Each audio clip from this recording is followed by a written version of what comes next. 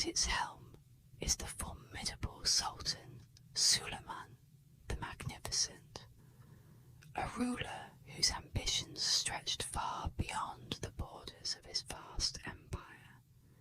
His armies, a seemingly unstoppable force, had marched through Hungary, leaving devastation in their wake, and now their eyes were set on one of the most important cities in the Western world, Vienna. This was not just a siege, it was a battle for the future of Europe, a moment that would determine the balance of power between East and West. Before we dive into the heart-pounding action of this siege, we need to understand why this particular moment was so crucial. Vienna, with its towering walls and strategic location, stood as the gateway to the heart of Europe. If the Ottomans succeeded in taking this city, they would gain a foothold that could unravel the defences of the Holy Roman Empire.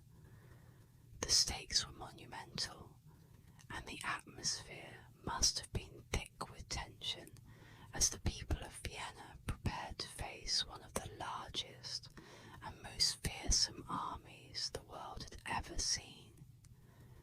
The siege marked the high water mark of Ottoman expansion into Europe, a point where the empire's ambitions clashed with Europe's fierce will to survive.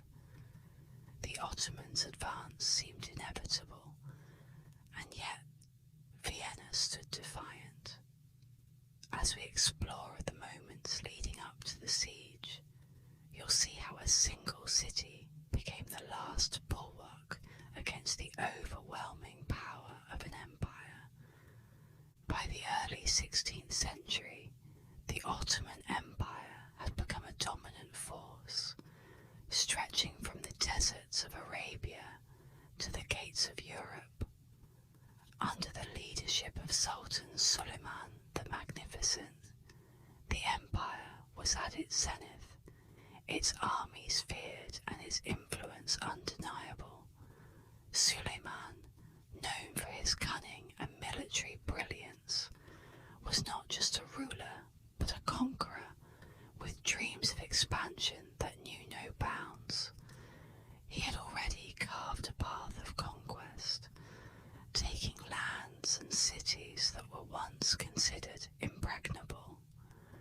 The Ottoman Empire's power was undeniable, but there was still one significant barrier that stood between them and the heart of Europe: Vienna. To understand why Vienna became Suleiman's next great target, we must first look at the Ottoman strategy during this period. In 1521, they had captured Belgrade, a city that had long been a bulwark of Hungarian defence. The fall of Belgrade sent shockwaves throughout Europe, as it was one of the last major strongholds protecting Central Europe from invasion. Then, in 1522, the Ottomans took the island of Rhodes, a crucial outpost in the Mediterranean. With these key victories, Suleiman demonstrated not only his military might, but also his strategic acumen. These were not merely territorial acquisitions, they were stepping stones, preparing the empire for something far greater. The Ottoman Empire had its sights set on Europe, and Vienna was the jewel that would open the gates to the west. Strategically located along the Danube River, Vienna controlled access to Central Europe. It was a city of great wealth and influence, a key trading hub that connected east and west. More than that, Vienna held symbolic significance. It represented Western Christendom a bastion of the Habsburgs, who had long been the Ottomans' greatest rival. If Suleiman could conquer Vienna, it would not only be a military victory, but a symbolic one. Proof that the Ottoman Empire was unstoppable. Vienna wasn't just important for its geography, it was a fortress, a city designed to withstand sieges, with towering walls and a dedicated populace prepared to defend their home. The city's defenders knew they stood on the front line of a great struggle. If Vienna fell, the Ottomans would have a direct route into Western Europe, and no other city stood in their way to the great capitals of the Holy Roman Empire. This was no ordinary siege. It was a fight for the future of Europe itself. But Vienna's significance went beyond mere strategy. It was at the heart of a bitter rivalry between the Ottomans and the Habsburgs. The tension between these two empires had been simmering for years, centred primarily on the Kingdom of Hungary. After the death of King Louis III of Hungary at the Battle of Mohács in 1526, Hungary became a battleground for the ambitions of both Suleiman and Ferdinand, the Holy Roman Emperor. Ferdinand, the younger brother of Emperor Charles V, saw Hungary as a buffer against Ottoman expansion and sought to secure it for the Habsburg crown. However, Suleiman viewed Hungary as an extension of his empire, and the two rulers clashed over control of the kingdom. Suleiman had already claimed victory at Mohács, decimating the Hungarian forces and leaving the kingdom vulnerable. Ferdinand, desperate to assert his influence, attempted to install himself as the King of Hungary, but his efforts were met with fierce resistance from the Ottoman-backed contender John Zapolya. This power struggle over Hungary created a deep rift between the Ottomans and the Habsburgs, leading to a series of failed diplomatic negotiations and mounting hostilities. Both empires knew that the fight for Hungary was not just about territory, it was about dominance over Europe. By 1529, tensions had reached a boiling point. Ferdinand's attempts to secure Hungary had faltered, and Suleiman, emboldened by his past successes, was ready to march into Europe and deliver a decisive blow to his rivals. Vienna, the Habsburg capital, became the ultimate prize. Taking the city would not only cement Ottoman control over Hungary, but also send a clear message to the rest of Europe that the Habsburgs were no match for Suleiman's might. The diplomatic failures of the past were no longer relevant. This would be settled on the battlefield. As the Ottomans prepared for their campaign, the citizens of Vienna knew what was coming. They had heard the stories of Belgrade and Rhodes, of cities that had fallen despite their defences, and they braced themselves for the worst. The Habsburg forces were stretched thin, and reinforcements were slow to arrive.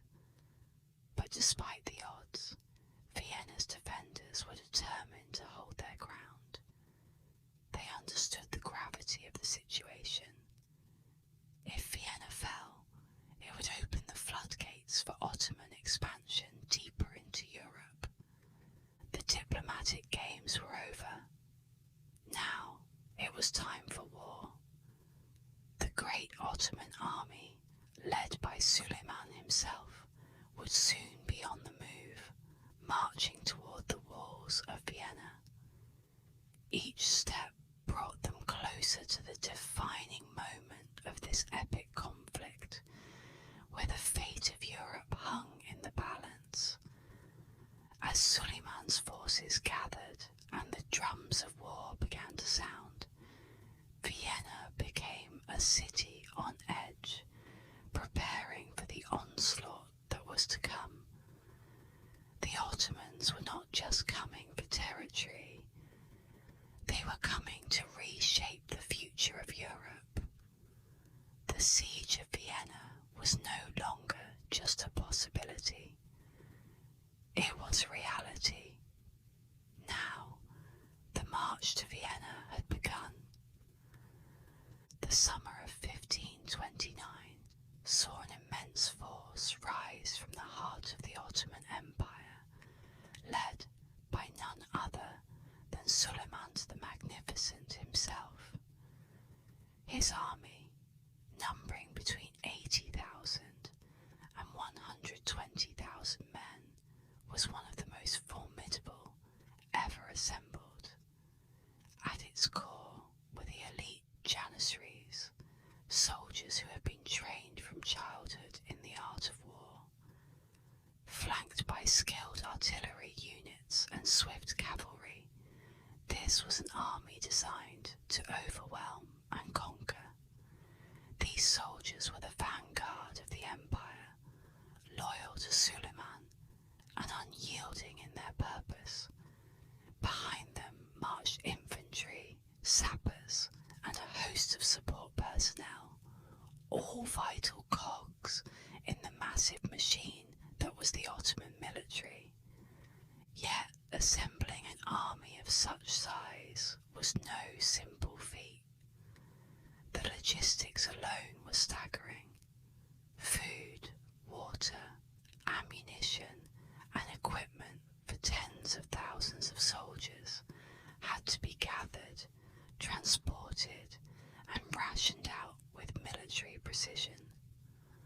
War horses and oxen strained under the weight of heavy artillery, while carts carried provisions for what promised to be a long and grueling campaign. But even with all the preparations, the Ottoman Empire's ambitions were bound to be tested by the natural challenges that lay ahead. Marching across the rugged Balkans and the open plains of Hungary was an enormous undertaking. The sheer scale of the operation slowed the army's progress.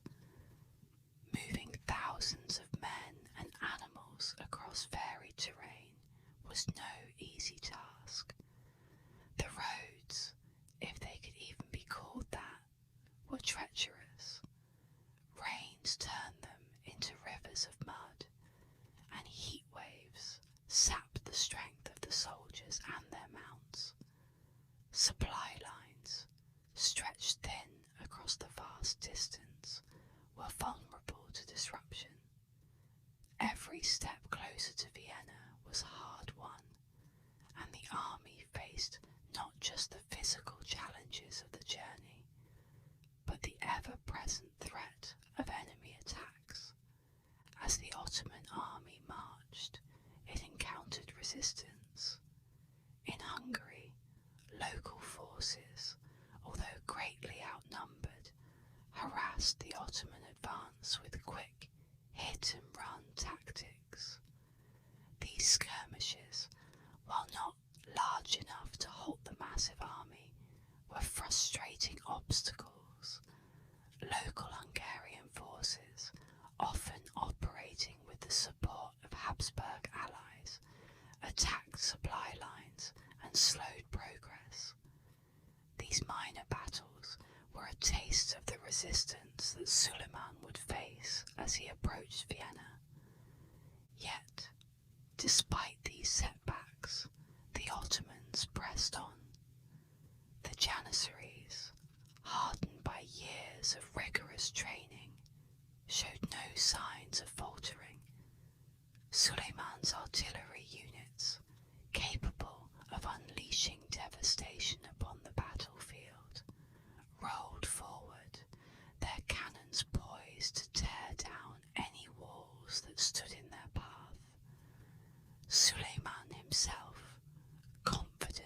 his ultimate victory, rode at the head of his army, knowing that the conquest of Vienna would be the crown jewel of his European campaign. By early September, the towering walls of Vienna came into sight. The Ottoman army, though weary from the march, was ready for what lay ahead. The Siege of Vienna was imminent, and as the city prepared to defend itself, the people inside could only imagine the chaos and destruction that awaited. Suleiman's forces were close, and the fate of Vienna, and perhaps all of Europe, hung in the balance. As the Ottoman soldiers began to set up their siege camp outside the walls, the people of Vienna braced for what was to come. The city had been preparing for months, and now, with the enemy at their doorstep, every citizen understood that the moment of truth was upon them. The battle for Vienna was about to begin. As the Ottoman forces closed in, the city of Vienna became a fortress of defiance. Leading the charge in its defence were two seasoned commanders, Nicholas von Salm, a grizzled 70-year-old veteran of many battles, and Wilhelm von Roggendorf, a skilled military strategist. These men, bound by duty and facing an enemy of overwhelming strength, knew that Vienna's fate rested on their ability to outthink and outlast the Ottomans. Both understood the gravity of the situation. Their leadership would determine whether Vienna stood tall or crumbled beneath the onslaught of Suleiman's forces. The first order of business was to shore up the city's defences. The walls of Vienna were thick and imposing, but they hadn't been built with the might of the Ottoman artillery in mind. Von Salm and von Roggendorf quickly got to work, reinforcing the city's bastions, adding earthworks to absorb the impact of cannon fire, and digging deep trenches around the perimeter to slow the advance of the enemy. Every brick, every trench, every barricade was a lifeline to the city, a physical representation of the will to survive. Inside the walls, Vienna buzzed with activity. The city's defenders, a modest force of around 17,000 men, were a motley mix of soldiers, civilians, and mercenaries. They were vastly outnumbered by the approaching Ottoman army, but what they lacked in numbers, they made up for in grit and determination. Von Salm and von Roggendorf organised them into a disciplined defence force, assigning posts and creating a system of shifts to ensure that the city would be ready at all times, day or night. Despite their preparations, the defenders knew they were facing almost impossible odds.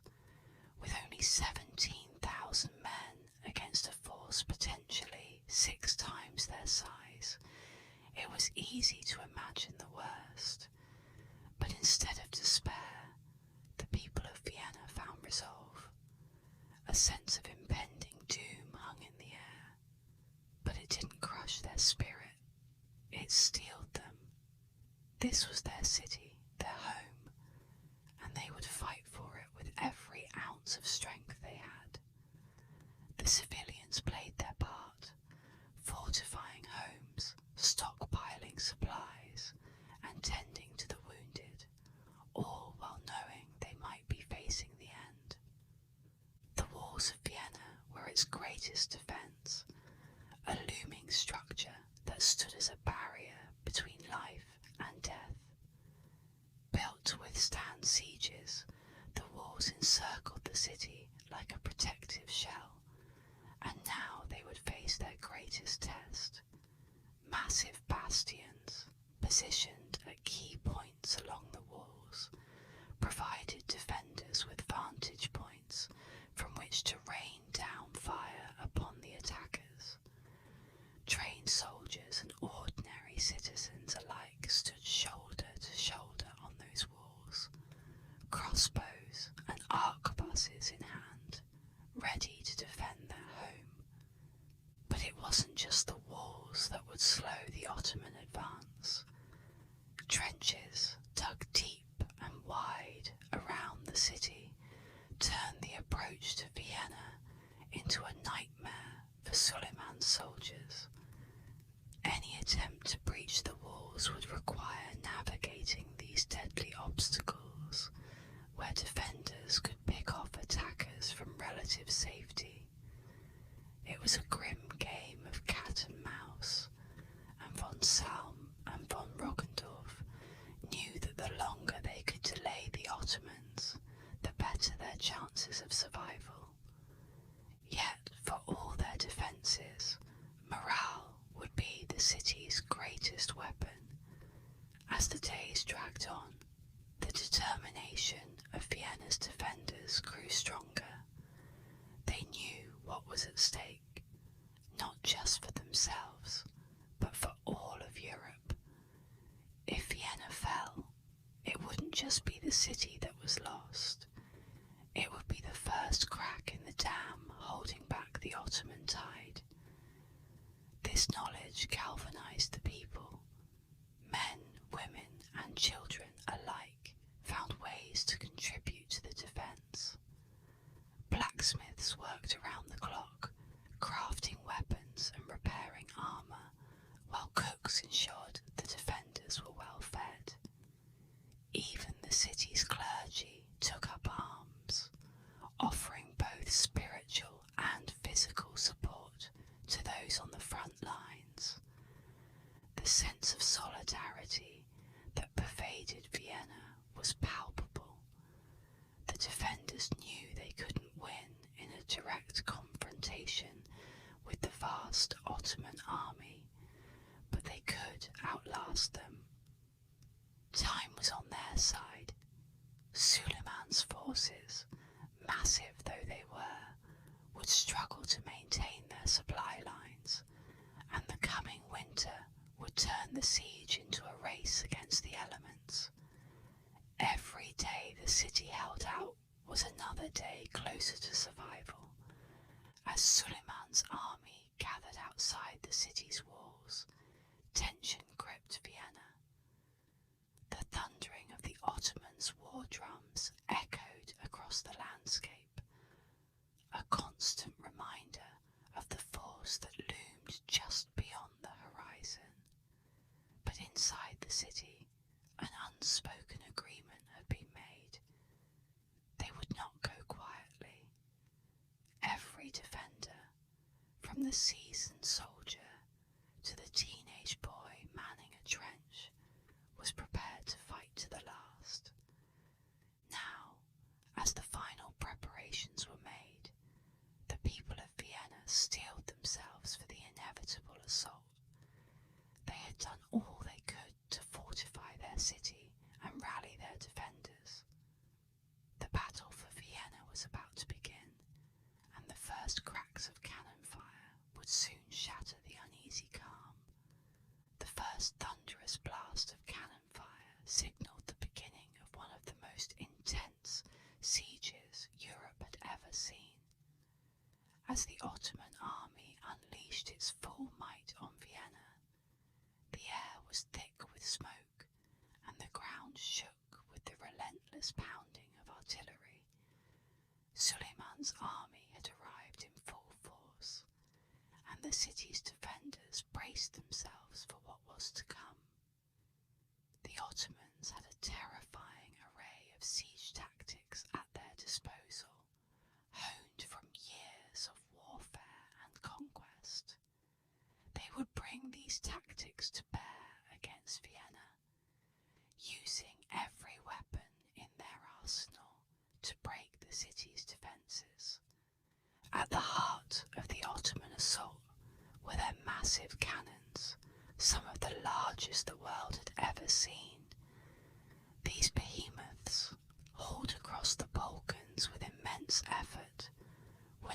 position to reduce Vienna's walls to rubble. Each blast sent chunks of stone flying as the walls of the city groaned under the relentless bombardment. The plan was simple: pound the defences until they crumbled, then storm the breach with overwhelming force. But the defenders of Vienna, though small in number, were not about to let that happen without a fight. From the outset, the Ottoman siege was marked by repeated, ferocious assaults. Suleiman's forces focused their initial efforts on the city's northern defences, believing that a breach here would allow them to pour into Vienna and overwhelm the defenders. Wave after wave of Ottoman soldiers charged the walls, shouting battle cries that echoed across the battlefield. But, for all their strength and numbers, they met fierce resistance. From the high walls, the defenders rained down arrows, musket fire, and rocks, turning the battlefield into a deadly gauntlet. Artillery placed strategically along the walls sent cannonballs crashing into the advancing Ottomans, sowing chaos in their ranks. Despite their superior numbers, the Ottomans struggled to make significant headway in these early stages. The defenders of Vienna, under the watchful eyes of Nicholas von Salm and Wilhelm von Roggendorf, displayed remarkable tenacity. They repelled each assault with brutal efficiency, taking full advantage of their defensive position. The walls of Vienna might have trembled, but they held firm. For every breach the Ottomans attempted, the defenders filled the gap with bodies and fortifications, refusing to give an inch of ground. But Suleiman was not a man to be deterred by initial failures. As the frontal assaults proved more costly than effective, the Ottomans turned to more insidious tactics. Beneath the surface of the battlefield, hidden from view, a different kind of warfare was unfolding. The Ottomans had begun digging a network of tunnels beneath the city walls. Their goal was to plant massive explosives at key points, weakening the foundations and causing sections of the wall to collapse. This method of mining, though slow and dangerous, was a tried and true tactic for besieging fortified cities. The defenders of Vienna soon realised what was happening. They heard the faint, ominous sounds of digging beneath their feet and knew that the real threat was no longer just in front of them. It was below. Without hesitation, the Viennese launched their own countermeasures. Using their knowledge of the terrain, they began digging counter-tunnels, hoping to intercept the Ottoman miners before they could set their deadly charges.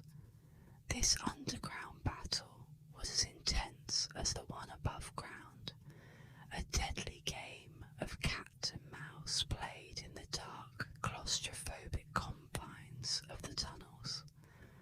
At times, the defenders managed to locate the Ottoman tunnels before they could do serious damage, flooding them with water or setting fires to drive out the enemy miners. In other instances, the Ottomans were successful in setting explosives, and portions of the wall crumbled under the resulting blasts. But each time, the defenders worked quickly to patch the breaches, reinforcing the walls with whatever materials they could find. This was a battle of inches, with each side gaining ground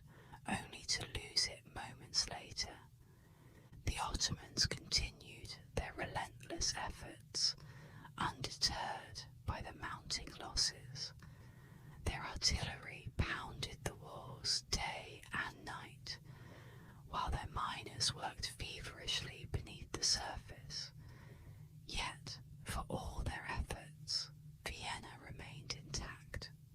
The city's defenders had proven more resilient than anyone could have imagined, repelling each new assault with an unwavering determination. As the days of the siege dragged on, it became clear that this would not be a quick victory for Suleiman. The defenders of Vienna had turned the siege into a brutal, grinding contest of endurance. With each failed assault, the frustration within the Ottoman camp grew. The cannons continued to roar, and the tunnels continued to be dug, but the walls of Vienna stood defiant. Inside the city, the defenders were exhausted, but emboldened. They had survived the initial storm, but they knew the worst was yet to come. Suleiman would not give up so easily, and as the siege entered its next phase, the fighting would only grow more desperate. The Ottomans were preparing for their next major assault, and this time they intended to break through. The stage was set for the key battles and turning points that would decide the fate of Vienna. One of the most pivotal moments in the Siege of Vienna unfolded in late September at the Lobel Bastion, a key part of the city's northern defences. The Ottoman forces, frustrated by their previous failures, prepared for an all-out assault. This time, Suleiman committed a vast number of his elite janissaries, determined to break through Vienna's defences once and for all. The scene was chaotic as thousands of Ottoman soldiers surged forward, their banners flapping in the wind, their war cries piercing the air. Behind them, the thundering of cannons roared as artillery pounded the city walls in an attempt to soften the defences before the final charge. At the Lobel Bastion, Nicholas von Salm, the aging commander of the Viennese defence, stood at the forefront of the action. Despite his advanced years, von Salm was a force to be reckoned with, directing his troops with calm precision. His determination inspired the defenders, many of whom were exhausted and battered from weeks of constant siege. As the Ottomans approached, the defenders unleashed a deadly barrage of musket fire, arrows, and cannon shot. The air was thick with smoke and the deafening noise of battle. Still, the Ottomans pressed forward, wave after wave crashing against the bastion like an unrelenting tide. For hours, the battle raged. The Ottomans threw everything they had at the Lobel Bastion, sending men to their deaths in a desperate bid to overwhelm the defenders. But von Salm and his troops stood firm. The defenders fought with a ferocity born out of necessity. There was no retreat, no fallback position. If the bastion fell, so too would Vienna. The clash became a brutal, hand-to-hand fight as Ottoman soldiers reached the walls and attempted to scale them. But for every breach the attackers made, the defenders rushed to close the gap, holding the line with sheer willpower. The tide of battle began to shift as the Ottoman forces faltered. Despite their numbers, they had not anticipated the sheer determination of Vienna's defenders. By nightfall, the assault had failed. The Lobel Bastion, though scarred and damaged, still stood. The cost for both sides had been staggering. achieved a crucial victory. The Ottoman forces, bloodied and weary, retreated from the bastion, leaving behind a battlefield littered with the fallen. As the siege dragged into October, another unseen force began to make its presence felt. The weather. The cold, wet autumn weather descended upon Vienna, creating a new set of challenges for both sides. Heavy rains turned the ground outside the city into a quagmire, transforming the once solid earth into thick, sucking mud. Ottoman cannons, which had been key to their strategy, became nearly useless as they bogged down in the muck, their massive wheels sinking deep into the mud. Artillery crews struggled to move the cannons into position, slowing the pace of the bombardment. For the Ottoman soldiers, the weather became a nightmare. The cold seeped into their bones, and the constant rain dampened their spirits. Many had expected a swift victory, and were now faced with a seemingly unending siege. Morale plummeted in the Ottoman camp as food supplies dwindled and disease began to spread. The once confident soldiers now found themselves battling not just the defenders of Vienna, but the unforgiving elements. Each passing day saw more and more soldiers fall victim to illness, their strength sapped by the cold and the lack of supplies. Inside Vienna, the defenders fared somewhat better. While the weather was harsh, they were buoyed by the knowledge that they had thus far held the Ottomans at bay. Morale, though low, was kept alive by the small victories they had won. The cold rain soaked their clothes and chilled them to the bone, but it also meant that the Ottomans were struggling to maintain their siege. Every day the siege continued without a decisive Ottoman victory was another small triumph for the defenders. Suleiman, watching from his command tent, could feel his frustration mounting. The siege had not gone as planned. Vienna's defences, though battered, remained intact, and his army was suffering. The rains and mud had stalled his artillery. The cold had demoralised his troops, and disease was beginning to ravage his camp. Supplies, which had been carefully managed at the start of the campaign, were now running dangerously low. His army, once an unstoppable force, was now bogged down in the mud, both literally and figuratively. Suleiman's temper flared as reports came in of soldiers dying from disease and starvation. The once orderly camp had turned into a morass of sickness and discontent. His grand ambitions of capturing Vienna and opening the gates to Europe were slipping through his fingers. The Ottomans were used to victory, but now, faced with a stalemate, cracks were beginning to show. Time was no longer on his side. As the situation grew more desperate, the defenders of Vienna saw an opportunity. In a bold move, the Viennese forces launched a sortie, a surprise attack against the besieging Ottoman forces.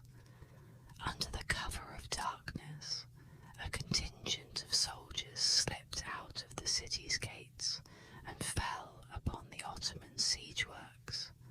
It was a daring and dangerous manoeuvre, but one that paid off in spades.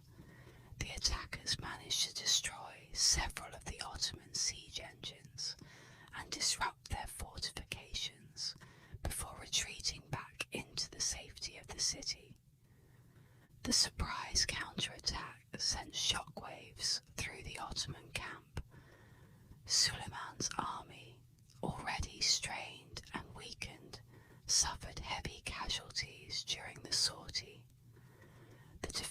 had struck a blow that went beyond just physical damage. They had shattered the Ottomans' confidence. Morale in the camp hit rock bottom, and whispers of retreat began to circulate among the ranks. The defenders of Vienna had achieved more than just a tactical victory with their counterattack. They had shown that they could strike back, that they were not simply waiting to be overwhelmed. The Ottomans, already battered by the weather, disease, and dwindling supplies, were now reeling from the unexpected blow. The balance of power in the siege had shifted. As the days dragged on and the Ottoman situation became more untenable, Suleiman faced a choice. His dream of taking Vienna had been shattered, and his army could no longer sustain the siege. What had begun as a grand campaign of conquest was now spiralling toward retreat. The Ottoman forces had reached their breaking point, and the end of the siege was drawing near. The decision had to be made, but the writing was already on the wall. The time had come to consider the unthinkable: retreat. After 18 long, grueling days of siege, the decision came. Suleiman the Magnificent, whose armies had struck fear into the heart of Europe, ordered the withdrawal. The cannons that had roared day and night fell silent, and the vast Ottoman camp began to dismantle, its once thundering power now fading into the misty, cold autumn air. It was not an easy decision for a ruler who had never known defeat on such a grand scale, but the circumstances had become insurmountable. Suleiman was a master strategist, and even he knew when it was time to pull back. The logistical problems had been relentless. His vast army, which had surged toward Vienna with unbridled confidence, now found itself bogged down in the mud and cold. The onset of winter was looming, and with it, the threat of starvation and disease grew more dire. His supply lines, already stretched to their limits, were crumbling. Food had become scarce, and the once proud Ottoman soldiers were now weak, their spirits broken. Disease ran rampant through the camp, thinning their ranks even faster than battle had. Morale, once a powerful force driving the Ottomans forward, had withered under the weight of failure. Suleiman had no choice. His dream of taking Vienna and opening the gateway to Europe was slipping away. The weather, the resilient defenders, and the deteriorating condition of his army left him with no path to victory. He would live to fight another day, but not here, not now. The signal was given, and the great Ottoman army began its long, bitter march back to Constantinople. Inside the walls of Vienna, relief washed over the defenders. Exhausted, battered, but unbroken, the city had withstood one of the greatest armies in the world. The people, who had prepared for death and destruction, now celebrated survival. Though the city had suffered, its walls were cracked and pockmarked, homes were destroyed, and lives had been lost. The sense of triumph was palpable. The defenders had faced overwhelming odds and held the line. It was a victory not just for Vienna, but for all of Europe. But it had come at a cost. Nicholas von Salm, the brave leader who had steered the city's defences, darkest days of the siege, did not live long enough to enjoy the fruits of victory. Wounded in the final days of the assault, von Salm succumbed to his injuries not long after the Ottomans retreated. His leadership had been instrumental in saving the city, but it was a bittersweet victory for those who had fought alongside him. Vienna had survived, but many of its heroes had not. The losses on both sides were staggering. The Ottoman forces, once a seemingly invincible war machine, had been decimated by the prolonged siege, their ranks thinned by the relentless combat, disease, and the merciless weather. Thousands lay dead on the fields outside Vienna, while many more limped home, weary and defeated. For Suleiman, this was a bitter pill to swallow. He had thrown the full weight of his empire against the walls of Vienna, only to be forced into retreat. Yet, even in defeat, Suleiman remained defiant. From his perspective, this was not the end. Vienna had survived, yes, but only just. The Ottomans had not been decisively beaten. They had merely been forced to retreat by circumstances beyond their control. In Suleiman's mind, this was a temporary setback, a pause in the march of his empire's ambitions.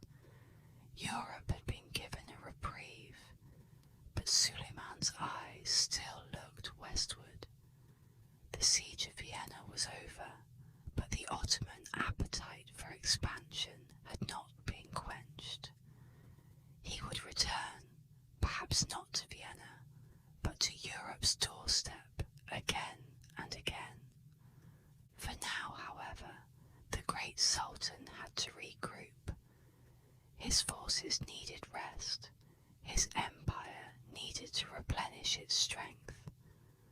The soldiers, who had marched with such pride and determination, would return home to tales of both valour and defeat. Suleiman's empire remained vast and powerful, and his ambitions would continue to shape the future of Europe. The retreat of the Ottoman army marked a turning point, but the siege of Vienna had left an indelible mark on the minds of both the defenders and the invaders.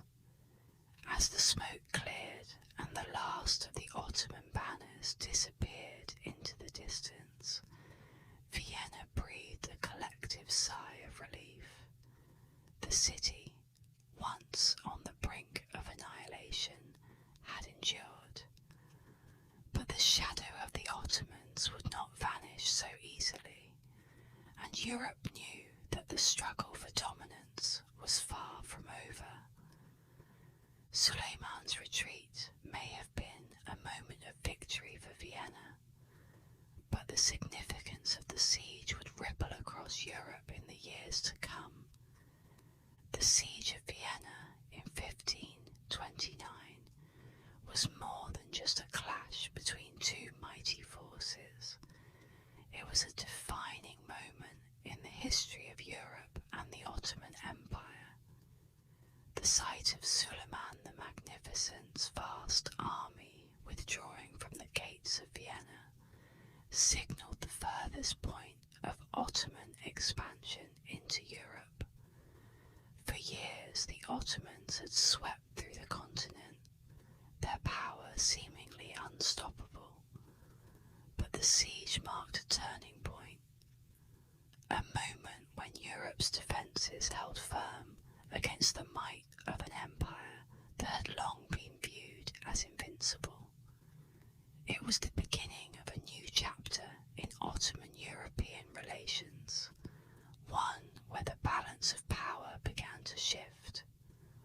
Although the Ottoman Empire would remain a formidable force for centuries, the failure to take Vienna was was a symbolic blow. Suleiman, the greatest of the Ottoman sultans, had been forced to retreat, unable to conquer the city that represented the gateway to Western Europe. While the empire would continue to expand in other directions, the defeat in Vienna marked the high water mark of Ottoman ambitions in the West. From this point on, the Ottoman Empire would experience a slow but steady decline, as internal challenges and the resistance of European powers began to erode its dominance. The siege became a symbolic moment in the long story of the empire's fortunes, a moment where the tide began to turn. For Europe, the successful defence of Vienna was nothing short of monumental. The city's survival gave a much-needed boost to the Habsburgs, who had been struggling to maintain control of their fragmented empire in the face of Ottoman pressure. The victory at Vienna not only solidified the Habsburgs' power, but also inspired a newfound sense of unity among European states. The defence of Vienna was not just a Habsburg victory, it was seen as a victory for all of Christendom. The siege sparked a sense of shared purpose among European leaders, who realised that the Ottoman threat could only be countered through cooperation. This newfound unity would shape the course of European politics in the years to come. While Europe was still divided by religious and political rivalries, the defence of Vienna provided a glimpse of what could be achieved when the continent stood together.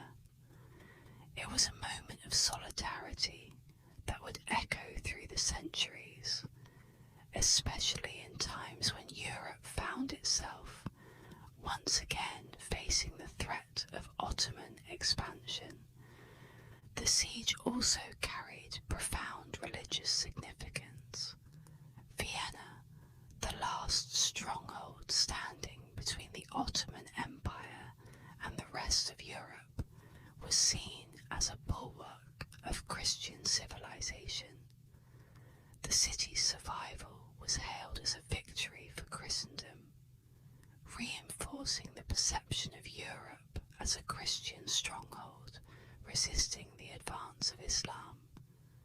For many, the siege took on the character of a religious war, a battle between two great faiths with the fate of Europe hanging in the balance. This perception deepened the divide between Islam and Christendom, shaping European views of the Ottoman Empire and the Islamic world for generations. The legacy of the siege would endure in European history. It influenced military strategies and political calculations for centuries, as leaders recognized the importance of fortifications, alliances, and the coordination of defense against external threats. Vienna became a symbol of resistance, a city that had stood firm against the greatest power of its time.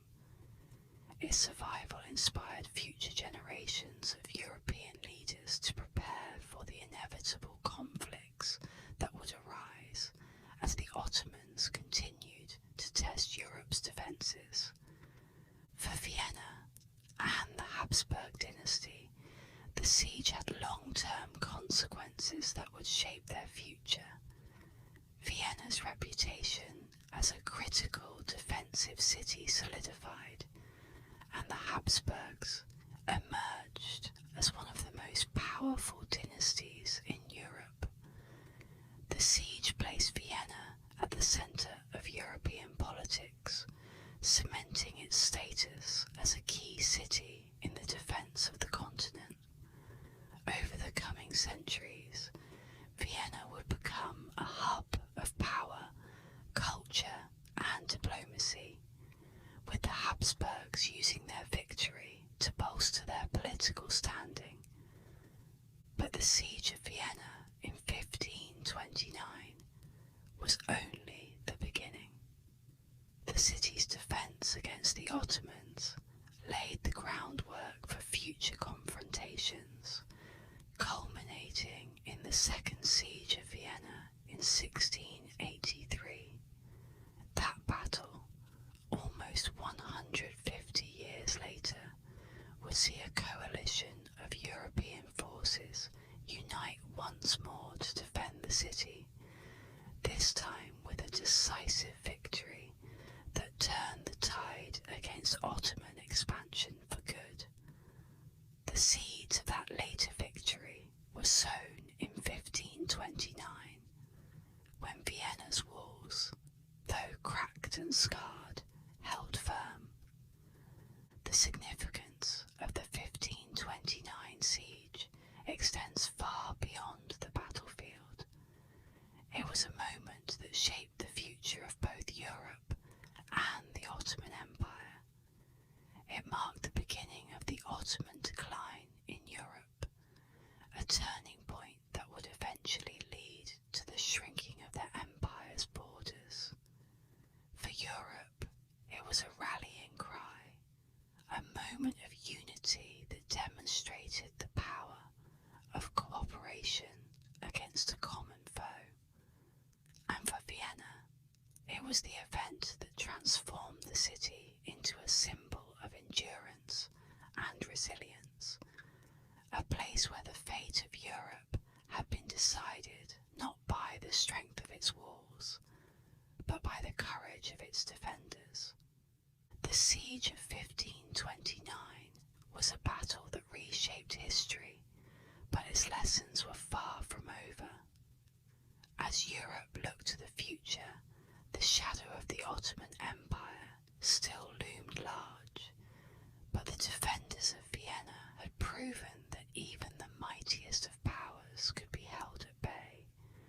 With this newfound confidence, Europe prepared for the struggles yet to come.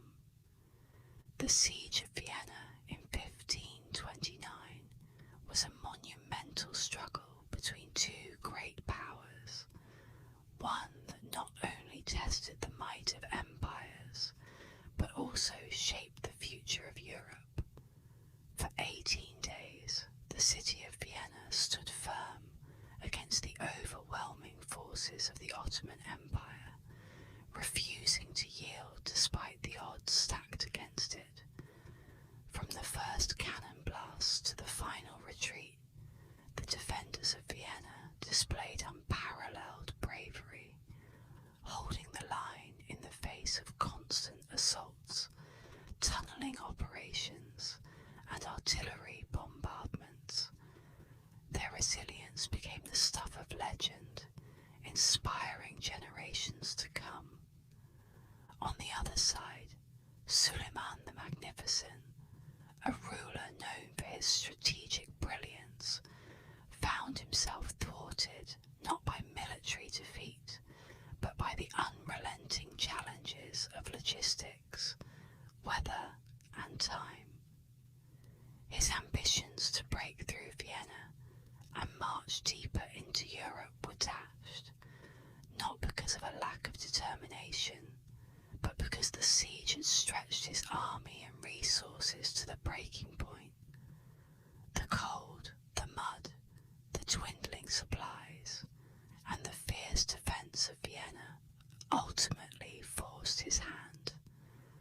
Retreat became the only option, and in that retreat, Europe found hope. The broader significance of the siege cannot be overstated. It marked the furthest reach of the Ottoman Empire into Europe, a high water mark that would never again be surpassed. For the Habsburgs and the rest of Europe, the defence of Vienna was not just a military victory. It was a symbol of unity, strength, and the will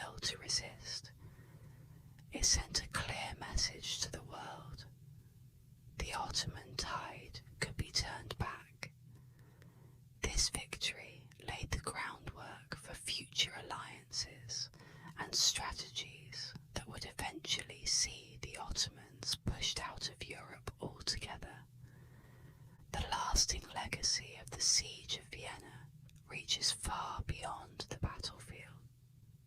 It was a turning point in Ottoman-European relations, a moment when the unstoppable force of Ottoman expansion was met with immovable resistance. While the Ottomans would continue to be a powerful empire for centuries, their dreams of conquering Europe would never again come as close to reality as they did in 1529. For Europe, the siege was a reminder of the strength found in unity and a catalyst for future cooperation among its often fractured states. The defenders of Vienna earned their place in history not just for their courage in battle, but for their ability to inspire a continent to stand together against a common enemy. Their victory was not just one of survival, but of spirit, a testament to the endurance of those who refuse to be conquered. Thank you for joining me on this historical journey through one of the most pivotal sieges in European history. If you enjoyed this video, please like, subscribe, and join me for more relaxing history content here at ASMR History.